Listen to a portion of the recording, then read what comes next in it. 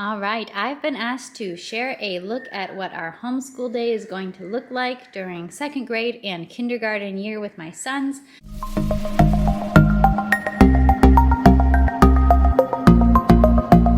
So that's what I'm going to give you a glimpse at today, just kind of talking through this printed schedule. If you want to know more about my curriculum picks for this upcoming school year, you can head to the videos, which I will link to in the description down below. I'm a second generation homeschooler and mom to 3 kids, only 2 of whom are school age. So as you are picturing this, please picture it with a very wild, high energy 1-year-old running around throughout it all to give yourself a nice, accurate picture of what this looks like. But this is our daily rhythm. And I don't have times on here, but we are typically starting breakfast time at 7 a.m. I am a morning person, and so are my children. So they are waking up hungry, bright and early every morning.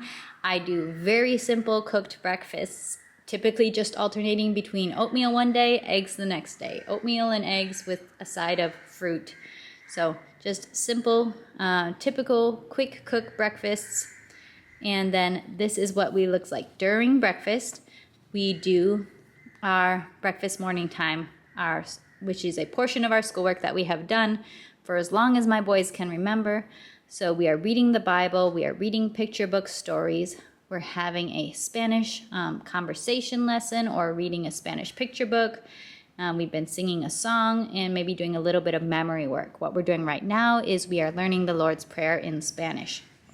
So not very complicated memory work. That's typically going to be a Bible verse, catechism question, and I am leaning into Spanish right now, or maybe a short poem as well. So that's what breakfast time looks like. Starting with Bible, stories, Spanish song memory work. And this maybe takes about 40-45 minutes depending on the day. There can be some definite interruptions from the little one. I do think that, it's going to gradually get more peaceful as my toddler gets a little bit older. The big boys love this time, and I enjoy this time as well. So after breakfast, then we kind of break to clean up breakfast, get dressed if needed, brush teeth, kind of get all set up and ready for the day, and I will set out their schoolwork. Then our next portion of our homeschool day is seat work, which is when we will sit down at our same table where we do our breakfast. That has been cleaned off. All of their books will be brought out onto that table, and we will just work through our lessons, typically together. Sometimes, one of them is going to finish before the other one because one is in kindergarten, the other is in second grade. I might send one away for a while to play with the toddler while I focus with one, but we're just kind of all working on this together as needed. And some things they're able to do a little bit more by themselves, while others they need me for. So for this portion, I'll kind of show what they are doing during their seat work. So I'll start with talking about my kindergartner. During seat work, we have our math. We also have our reading lesson, and he is very much just in the learning to read stage. We're working through all about reading, level 1. We are also kind of pulling in some Dash into Learning readers just for the variety of it, because sometimes you need variety along the learning to read journey. And those are really cute and fun. So he's not just, reading. He is in this phase of sounding out words, learning new phonograms, practicing with flashcards. Every single day we're doing reading. These are not long, drawn-out lessons. This is quick. At this stage, I'm probably not spending more than 10 minutes on reading in a day because that's what his attention span level is at. We can do a variety of things, but we're not spending a long time on any one thing.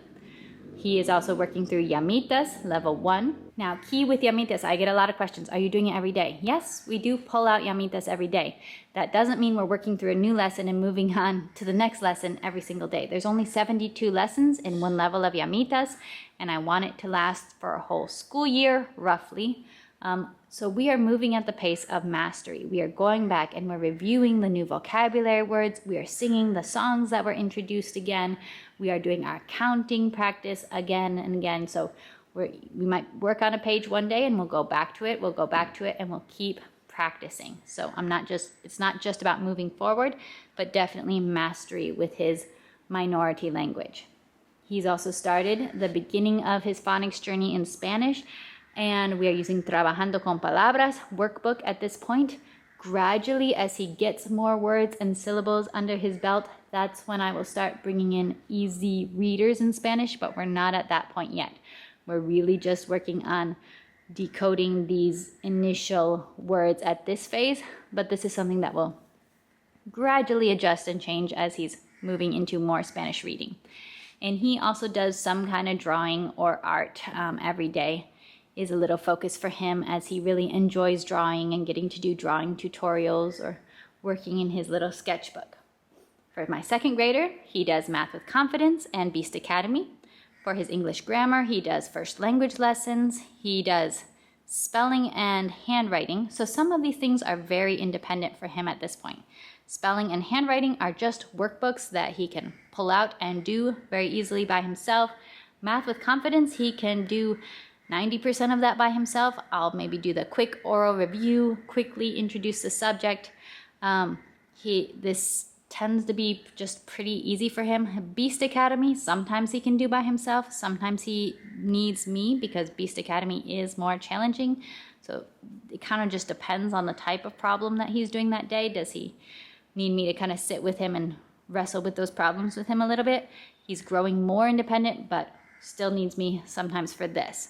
So he knows and he can adjust to pulling out the books that he needs, that he knows he can do independently, while his little brother is working on kindergarten. And mixed into spelling and handwriting, that would also include like Explode the Code, which is again just working on words, working on growing confidence with spelling. He does English reading with his notebook, and that is something he's doing with me. He is reading aloud to me from a reader. Spanish reading, he is reading aloud to me from early reading books in Spanish. Then he has a llamitas lesson. We haven't added this in yet, but I'm planning to add it in soon.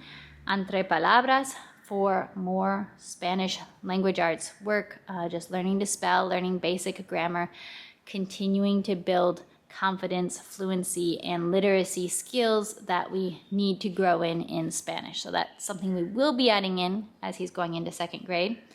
And the Spanish things he mostly needs me for. He will be finishing up Trabajando con Palabras Volume 2. For now, he is still doing that. And so that's kind of bundled into his Spanish reading, but is something that he can mostly do by himself. And then he also has Chinese, which I realized I kind of have on here twice. Chinese is not independent. Chinese is something that he needs me to teach him a lesson for. But that's our seat work portion. Then what I have here is snack time, and you will notice that I connect food to lessons. This is just a great homeschool practice. I mean, who doesn't like food with lessons? Food for the brain and food for the body. So we kind of have a snack time, late morning session. So once we've finished up all our seat work, we break again, and then we come back together and we have snack time. Now I will say, basically all of these lessons are aimed at my oldest. My kindergartner is not so much involved with these, and science he usually really does want to be a part of, so that's why we do it first. Because he wants to be a part of science, and then he kind of gradually just goes and does something else, plays with the baby, does other things for the rest of it, because a lot of this is just still the things that are above his head right now. So Chinese, actually, this is when we're doing Chinese, is after science every day, just a quick 10-minute lesson where we're just kind of building knowledge of another language, building knowledge of another writing system, another way to read and understand the world. Little by little working on it. These are not super immersive. I'm not trying to move really fast. I'm just trying to build the basics of understanding a different language at this point. So history, geography, Bible, all of this is going to be coming from our Ancient World History program that we're going to be doing for second grade. We have our history book readings, we have our notebooking, we have geography readings and map drills. That's not a map drill every day. We have a weekly map drill. So what exactly we're doing each day is going to look a little bit different. Bible, this is when we're going to be going on a study through the whole book of Psalms in the year. So our Bible in the morning is at a younger level, a level that is more appropriate for my kindergartner and still great for my older son. But here is where I'm working to challenge my older son a little bit more, because he is at a higher level of comprehension, a higher level of ability to really start reading the Bible, getting more into understanding it. And we're going to be doing that study on Psalms. So all of that is part of Ancient World History, which I can link to the video on that down below. This is also when we would be doing our riches, any music study that we might be doing once a week, any artist study, our hymns, any poetry book that we're reading through. This is when that happens. And then one time a week, on average, one time a week we'll have an art project, and one time a week we'll have an experiment. So kind of having that rhythm that we'll do one art project in a week, one experiment in a week. Is that going to happen every single time? No. Not most likely, no. Some art projects are going to be simpler than others. Some experiments are going to be simpler than others. But this is the general rhythm of how often that's going to happen, the basic idea. So this is our homeschool rhythm and our homeschool day schedule. I hope that helps you see how it kind of all fits together as a bilingual homeschooling family.